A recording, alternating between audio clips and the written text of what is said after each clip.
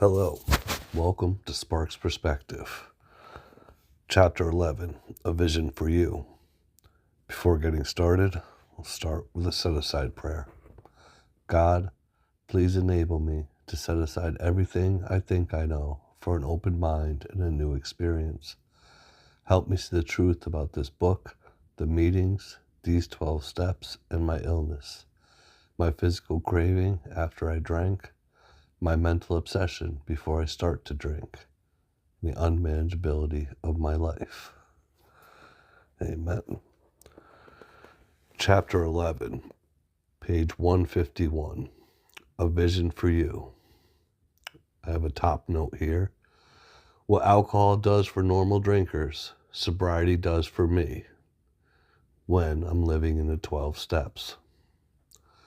For most normal folks, drinking means conviviality, which is social or festiveness, companionship, and colorful imagination. It means release from care, boredom, and worry. It is joyous intimacy with friends and feeling that life is good. But not so with us in those last days of our heavy drinking. The old pleasures were gone. They were but memories. Never could we recapture the great moments of the past. There was an insistent yearning to enjoy life as we once did, and a heartbreaking obsession that some new miracle of control would enable us to do it. There was always one more attempt and one more failure. The less people tolerated us, the more we withdrew from society, from life itself. As we became subjects of King Alcohol, shivering denizens, or dwellers, of his mad realm, the chilling vapor that is loneliness settled down. It thickened, ever becoming blacker. Some of us sought out sordid places, hoping to find understanding, companionship, and approval. Momentarily we did. Then would come oblivion and the awful awakening to face the hideous four horsemen: terror, bewilderment, frustration, and despair. Unhappy drinkers who read this page will understand. Now and then, a serious drinker, being dry at the moment, says, I don't miss it at all, feel better, work better, having a better time. As an ex-problem drinker, we smile at such a sally. We know our friend is like a boy whistling in the dark to keep up his spirits. He fools himself. Inwardly, he would give anything to take half a dozen drinks and get away with them. He will presently try the old game again. For he isn't happy about sobriety. He cannot picture life without alcohol. Someday he will be unable to imagine either life with alcohol or without it. Then he will know loneliness as such as few do. He will be at the jumping off place. He will wish for the end. Side note, I hear a lot of people refer to the jumping off point as the point where we're at the end of our drinking careers. However, I believe that jumping off point can be found over and over again, even in sobriety, with time away from a drink or other substances. If we stop practicing spiritual principles and living a spiritual life, we can find ourselves very easily back at that same point. Continuing on, we have shown how we got out from under. You say, yes, I am willing. But am I to be consigned to a life where I shall be stupid, boring, and glum, like some righteous people I see? I know I must get along without liquor, but how can I? Have you a sufficient substitute? Yes, there is a substitute, and it is vastly more than that. It is a fellowship in Alcoholics Anonymous. There you will find release from care, boredom, and worry. Your imagination will be fired. Life will mean something at last. The most satisfactory years of your existence lie ahead. Thus we find the fellowship, and so will you. Side note, fellowship is substitution for our drinking. Continuing. How is it to come about, you ask? Where am I to find these people? You are going to meet these new friends in your own communities. Near you, alcoholics are dying helplessly like people in a sinking ship. If you live in a large place, there are hundreds, high and low, rich and poor. These are future fellows of Alcoholics Anonymous. Among them, you will make lifelong friends. You will be bound to them with new and wonderful ties, for you will escape disaster together, and you will commence shoulder to shoulder your common journey. Then you will know what it means to give of yourself, that others may survive and rediscover life. You will learn the full meaning of love thy neighbor as thyself. This is referring to when we're getting into helping others. And I also have a side note. It says walking shoulder to shoulder, not one person in front of another. We do not have hierarchies in AA. There's nobody who's above anybody else. I believe even when sponsoring somebody, we help them through their steps. And once we help them establish a constant contact with their higher power, from that point on, we walk shoulder and shoulder. I'm not leading anybody. We're just doing this together. Continuing on. It may seem incredible that these men are to become happy, respected, and useful once more. How can they arise out of such misery, bad repute, and hopelessness? The practical answer is that since these things have happened among us, they can happen with you, should you wish them above all else, and be willing to make us use of our experience. We are sure they will come. The age of miracles is still with us. Our own recovery proves that. Our hope is that when this chip of a book is launched on the world tide of alcoholism, defeated drinkers will seize upon it to follow its suggestions. Many, we are sure, will rise to their feet and march on. They will approach still other sick ones, and a fellowship of Alcoholics Anonymous may spring up in each city and hamlet, havens for those who must find a way out. In the chapter, Working with Others, you gathered an idea of how we approach and aid others to health. Suppose now that through you several families have adopted this way of life. You will want to know more of how to proceed from that point. Perhaps the best way of treating you to a glimpse of your future will be to describe the growth of the fellowship among us. Here's a brief account. Years ago, in 1935, one of our number made a journey to a certain western city. From a business standpoint, his trip came off badly. Had he been successful in his enterprise, he would have been set on his feet financially, which at the time seemed vitally important. But his venture wound up in a lawsuit and bogged down completely. The proceedings were shot through with much hard feeling and controversy. Bitterly discouraged, he found himself in a strange place, discredited and almost broke. Still physically weak and sober but a few months, he saw that this predicament was dangerous. He wanted so much to talk with someone, but whom? One dismal afternoon, he paced a hotel lobby, wondering how his bill was to be paid.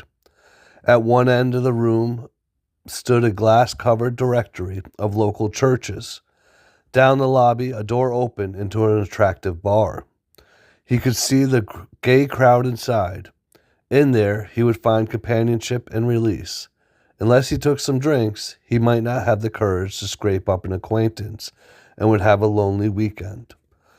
Of course, he couldn't drink, but why not sit hopefully at a table, a bottle of ginger ale before him? After all, had he not been sober 6 months now? 6 months, remember that. Perhaps he could handle, say, 3 drinks, no more? Fear gripped him. He was on thin ice.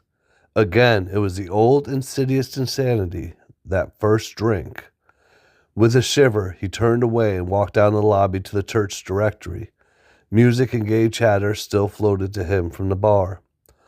But what about his responsibilities, his family, and the men who would die because they would never know how to get well? Ah, yes, those other alcoholics. There must be many such in this town. Side note. This story is about Bill when he went to Akron, Ohio, right before meeting Dr. Bob. But the fact that he was thinking about drinking, he was only 6 months sober. Prior to this, he had tried many times to get people sober, but had failed with every attempt. And then turning to his wife, he said, "What's the point? I haven't managed to get anybody sober." And Lois, his wife, looked at him and said, "But you're sober, Bill."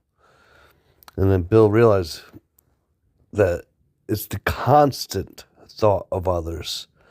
He's thinking about drinking and realizing that if he drinks, he won't be able to help anybody, and realizing how selfish it would be. So he had to find a means of getting out of his own mind and thinking. Continuing, he would phone a clergyman. His sanity returned, and he thanked God. Selecting a church at random from the directory, he stepped into the booth and lifted the receiver. Side note, there's the saying, move a muscle, change a thought. Bill took action by, instead of going into the bar, picking up the phone and deciding to try to reach out to another alcoholic, which saved him and made him not think about drinking anymore. Continuing on.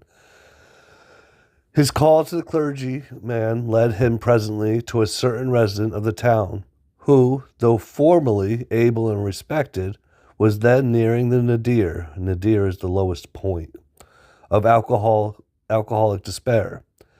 It was the usual situation. Home is in jeopardy, wife ill, children distracted, bills in arrears, and standing damaged. He had a desperate desire to stop, but saw no way out. For he had earnestly tried many avenues of escape. Painfully aware of being somehow abnormal, the man did not fully realize what it meant to be an alcoholic. Side note, this is talking about Dr. Bob, who had been trying for years to get sober, and even trying spiritual remedies such as the Oxford group. But when they say he didn't know the full problem, it's what Silkworth had told Bill about the physical allergy. He didn't realize that he couldn't have even one drink. Continuing on.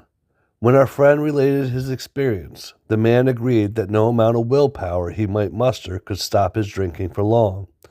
A spiritual experience, he conceded, was absolutely necessary, but the price seemed high upon the basis suggested. He told how he lived in constant worry about those who might find out about his alcoholism. He had, of course, the familiar alcoholic obsession that few knew of his drinking. While he argued, should he lose the remainder of his business, only to bring still more suffering to his family by foolishly admitting his plight to people from whom he made his livelihood. He would do anything, he said, but that.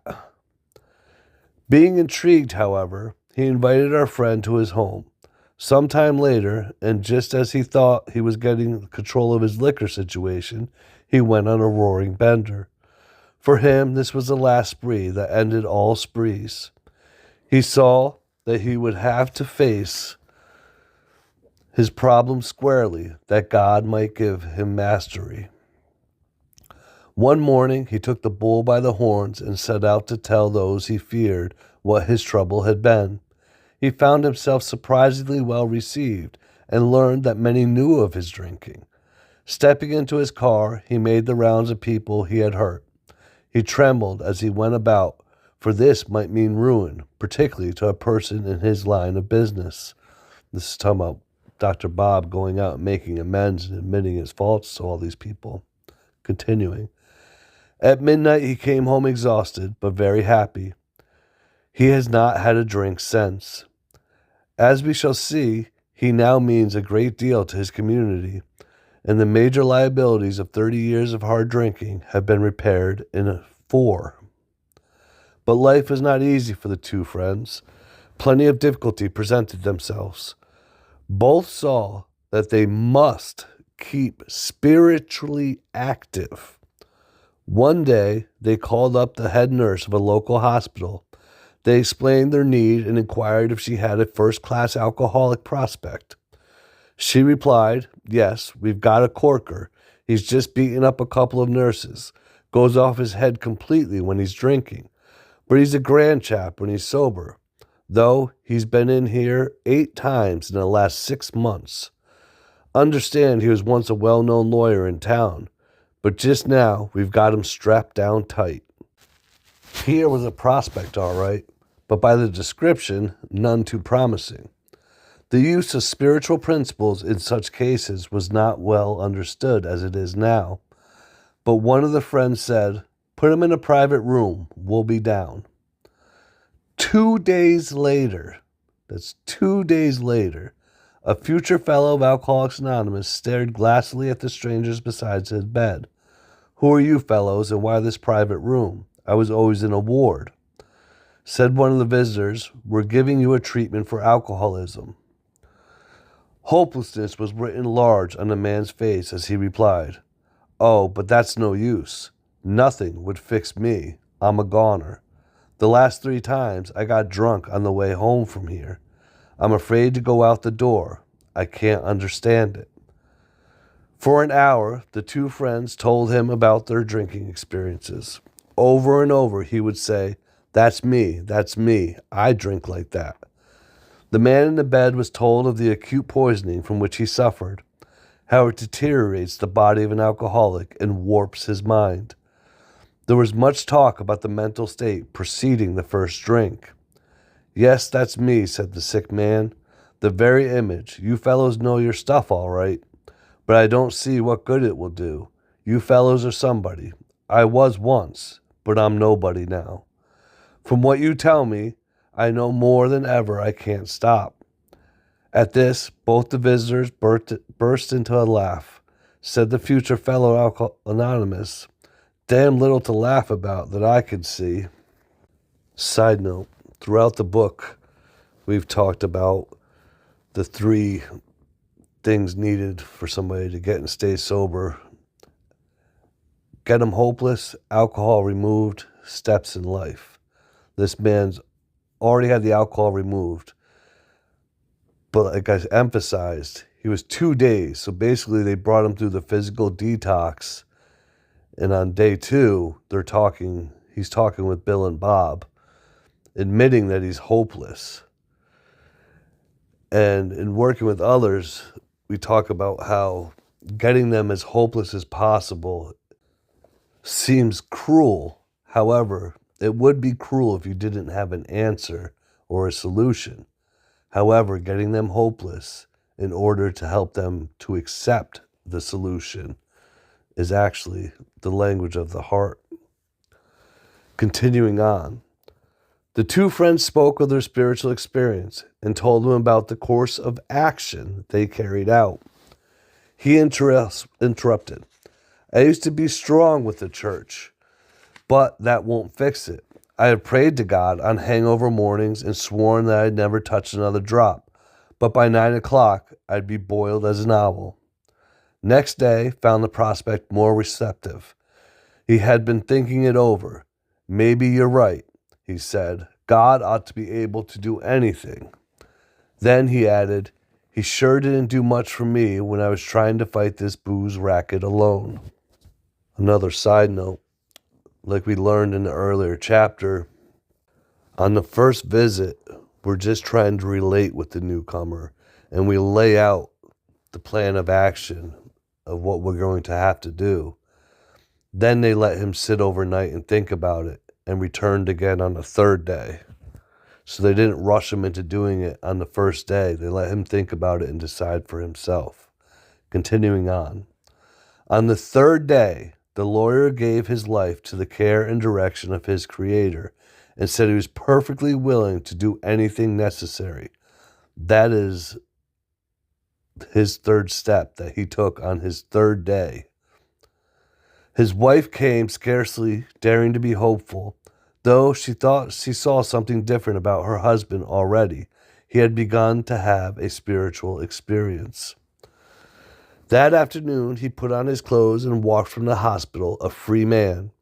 He entered a political campaign, making speeches, frequenting men's gathering places of all sorts, often staying up all night.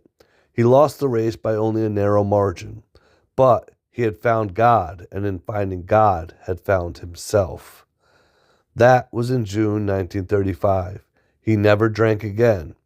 He too has become a respected and useful member of his community. He has helped other men recover and is a power in the church from which he was long absent. So you see, there were 3 alcoholics in that town who now felt that they had to give to others what they had found or be sunk. After several failures to find others, a 4th turned up. He came through an acquaintance who had heard the good news. He proved to be a devil-may-care young fellow whose parents could not make out whether he wanted to stop drinking or not. They were deeply religious people, much shocked by their son's refusal to have anything to do with the church. He suffered horribly from his sprees, but it seemed as if nothing could be done for him. He consented, however, to go to the hospital, where he occupied the very room recently vacated by the lawyer. He had 3 visitors. After a bit, he said, "The way you fellows put this spiritual stuff makes sense. I'm ready to do business. I guess the old folks were right after all." So 1 more was added to the fellowship. All this time, our friend at the hotel lobby incident remained in that town. Speaking about Bill, stayed in town for a while. He was there 3 months. He now returned home, leaving behind his first acquaintance, the lawyer, and the devil-may-care chap. These men had found something brand new in life, though they knew they must help other alcoholics if they would remain sober. That motive became secondary. It was transcended by the happiness they found in giving themselves for others. They shared their homes, their slender resources, and gladly devoted their spare hours to fellow sufferers. They were willing, by day or night, to place a new man in a hospital and visit him afterwards. They grew in numbers. They experienced a few distressing failures, but in those cases, they made an effort to bring the man's family into a spiritual way of living, thus relieving much worry and suffering. A year and 6 months later, these 3 had succeeded with 7 more. Seeing much of each other, scarce an evening passed when someone's home did not shelter a little gathering of men and women. A side note, a year and 6 months, so a year and a half, they only managed to get 7 more people sober. I've heard many people say that they tried sponsoring or helping somebody and they failed, and then they give up on it. It's kind of a numbers game. Not everybody we work with is going to get sober. But even if 1 in 20 got sober, is it not worth the time, the effort to get the one person? Not to mention the fact that it's in the trying to help others that we ourselves are helped and stay sober. Continuing on. Happy in their release, and constantly thinking how they might present their discovery to some newcomer. In addition to these casual get-togethers, it became customary to set apart 1 night a week for a meeting to be attended by anyone or everyone interested in a spiritual way of life. Aside from fellowship and sociability, the prime object was to provide a time and a place where new people might bring their problems. Side note, this is the reason we meet at scheduled times. It's so that the newcomer can find us. And in the beginning, a newcomer can come and share their problems and get to know some of us who have recovered in order to find people that could help them to recover. We also have open and closed meetings. Closed meetings of Alcoholics Anonymous are for only those who believe they have a drinking problem or already know that they're an alcoholic. In open meetings, anybody is welcome to come. We often see medical students at such meetings, and anybody could be there because AA does believe that the spiritual way of life has its benefits for all, so we could teach them and or help them learn a little bit more so that they can in turn help other people. Continuing on. Outsiders became interested. One man and his wife placed their large home at the disposal of his strangely assorted crowd. This couple has since become so fascinated that they have dedicated their home to the work. Many a distracted wife have visited this house to find loving and understanding companionship among women who knew her problem. To hear from the lips of their husbands what had happened to them, to be advised how her own wayward mate might be hospitalized and approached when next he stumbled. That was the beginning. The wife's meeting during while the alcoholics were meeting, the wives were meeting and talking to the newcomers' wives, which was the beginning of Al-Anon. Continuing on. Many a man, yet days from his hospital experience, has stepped over the threshold of that home into freedom. Many an alcoholic who entered there came away with an answer. He succumbed to the gay crowd inside. He laughed at their own misfortunes and understood his. Impressed by those who visited him at the hospital, he capitulated or surrendered. Capitulated means to surrender. Entirely when later in an upper room of this house. A side note. They would have these large meetings where everybody was sitting down and talking. But when some of the elders that had already recovered, been sober a while, saw somebody that they truly believed wanted it and was willing to do what they needed to, they would be taken upstairs to a smaller room in a more intimate gathering where there was more in-depth conversation about the solution and the remedy to the problem. So the big meetings was more of just a place to sort out and find out who was actually willing to do what they need to do. It was in the smaller, more intimate gatherings that people truly recovered and started being taught how to help others. Continuing on. He heard the story of some men whose experience closely tallied his own. The expression on the faces of the women, that indefinable something in the eyes of the men, the stimulating and electric atmosphere of the place, conspired to let him know that there was haven at last. The very practical approach to his problem, the absence of intolerance of any kind, the informality, the genuine democracy, the uncanny understanding which these people had was irresistible. He and his wife would leave elated by the thought of what they could now do for some stricken acquaintance in his family. They knew they had a host of new friends. It seemed they had known these strangers always. They had seen miracles, and one was to come to them. They had visioned the great reality, their loving and all-powerful Creator. Now this house will hardly accommodate its weekly visitors, for they number 60 or 80 as a rule. Alcoholics are being attracted from far and near, from surrounding towns. Families drive long distances to be present. A community 30 miles away has 15 fellows of Alcoholics Anonymous. Being a large place, we think that someday its fellowship will number many hundreds.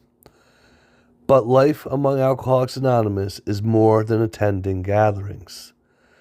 Again, but life among Alcoholics Anonymous is more than attending gatherings and visiting hospitals, cleaning up old scrapes, helping to settle family differences, explaining the disinherited son to his irate parents, lending money and securing jobs for others when justified. These are everyday occurrences. No one is too discredited or has sunk too low to not be welcomed cordially, if he means business.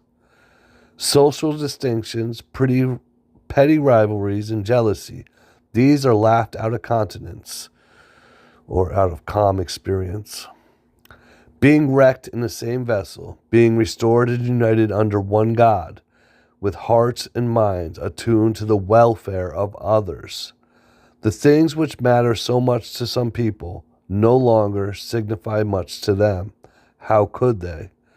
These other things, side note, these other things they're talking about, the strives for money, power, and prestige, take second place to our thought of others and helping other people to recover. Continuing.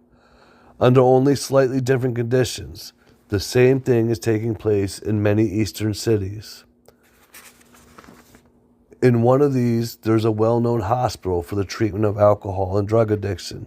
6 years ago, one of our numbers was a patient there. Many of us have felt for the first time the presence of power of God within its walls.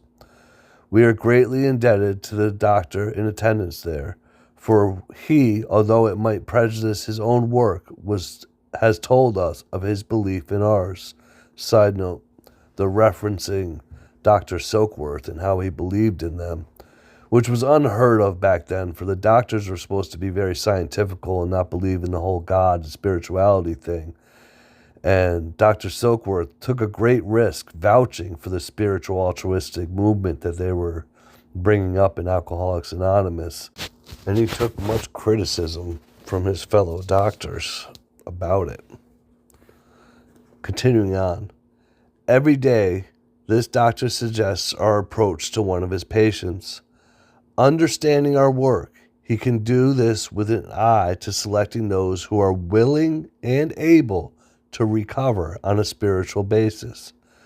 Many of us, former patients, go there to help. Then, in this eastern city, there are informal meetings, such as we have described to you, where you may now see scores of members. There are the same fast friendships. There is the same helpfulness to one another as you find among our Western friends.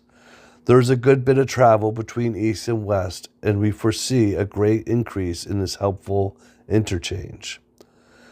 Someday we hope that every alcoholic who journey will find a fellowship of Alcoholics Anonymous at his destination. To some extent, this is already true. Some of us are salesmen and go about. Little clusters of 2s and 3s and 5s of us have sprung up in other communities. Through contact with our 2 large centers, those of us who travel drop in often as we can. This practice enables us to lend a hand, at the same time avoiding certain alluring distractions of the road, about which any traveling man can inform you. Side note, a lot of people say that we're spoiled today because there's meetings everywhere, and it's very easy to find meetings. But I say it's almost the opposite, because it's easy to fall between the cracks or believe somebody else is going to do what needs to be done and that we don't have to do it. These men back there, they'd be going on a business trip to some city, and at the time, the Alcoholics Foundation, which is now GSO, used to have letters written from people who had read the book and were asking for help, and they had nobody in their cities. So these salespeople would go out and take care of their business and then go meet with these people. So it helped them stay distracted and on the right path, because they didn't have time to think about drinking or doing whatever. They took care of their business and then spent time being altruistic, which was a great distraction and help, which also helped the whole program grow as quick as it did. Continuing on. Thus we grow, and so can you. Though you be but one man with this book in your hand, we believe and hope it contains all you will need to begin. Again, one man with this book in his hand, we believe and hope it contains all you will need to begin. Just this book. We know what you are thinking. You are saying to yourself, I'm jittery and alone. I couldn't do that. But you can. You forget that you are just now tapped a source of power much greater than yourself. To duplicate with such backing what we have accomplished is only a matter of willingness, patience, and labor. We know of an AA member who is living in a large community. He had lived there but a few weeks when he found that the place probably contained more alcoholics per square mile than any city in the country. This was only a few days ago at the writing at this writing of 1939. The authorities were much concerned. He got in touch with a prominent psychiatrist who had undertaken a certain responsibility for the mental health of the community. The doctor proved to be able and exceedingly anxious to adopt any workable method of handling the situation. So he inquired, what did our friend have on the ball? Our friend proceeded to tell him, and with such good effect that the doctor agreed to test among his patients and certain other alcoholics from a clinic which he attends. Arrangements were also made with the chief psychiatrist of a large public hospital to select still others from the stream of misery which flows through that institution. So our fellow worker will soon have friends galore. Some of them may sink and perhaps never get up. But if our experience is a criterion being a standard of judgment, more than half of those approached will become fellows of Alcoholics Anonymous. More than half. When a few men in this city have found themselves and have discovered the joy of helping others to face life again, there will be no stopping until everyone in that town has had the opportunity to recover, if he can and will. Still, you may say, but I will not have the benefit of contact with you who write this book. We cannot be sure. God will determine that. So we must remember that your real reliance is always upon him. Again, you must remember that your real reliance is always upon him. He will show you how to create the fellowship you crave. Our book is meant to be suggestive only. We realize we know only a little. God will constantly disclose more to you and to us. Ask him in your morning meditation what you can do each day for the man who is still sick. The answer will come if your own house is in order. But obviously, you cannot transmit something you haven't got. See to it that your relationship with him is right, and great events will come to pass for you and countless others. This is the great fact for us. Abandon yourself to God as you understand God. Admit your faults to him and to your fellows. Clear away the wreckage of your past. Give freely of what you find and join us. We shall be with you in the fellowship of the Spirit, and you will surely meet some of us as you trudge the road of happy destiny. May God bless and keep you until then. Thus concludes the first 164 pages. I think I'll include Dr. Bob's Nightmare, because when they do translate the book, they translate those first 164 pages we just finished, plus Dr. Bob's Nightmare. So I'll read that chapter next. But until then, God bless and stay safe. Thank you.